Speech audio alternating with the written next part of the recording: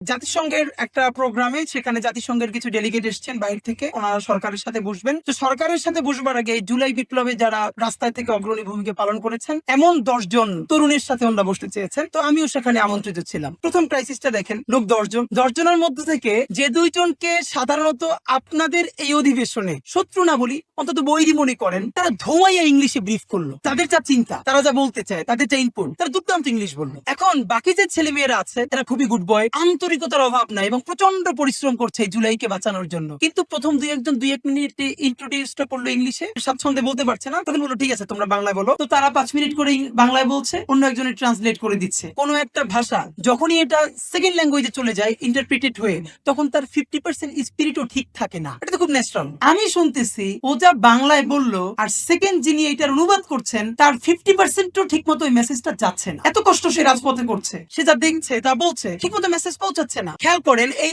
8 জনের মধ্যে বাকি 2 জন যারা অন্য ঘরানার, তারা 2 জন আর 200 সমানই ভোট দিল ইংলিশে বলে। আর এই পাশের 8 জন, এই 8 জনের মধ্যে একজন বললো, বাকি কেউ বলতে পারলো না। এর মানে হলো স্কিল ইজ দ্য প্রবলেম।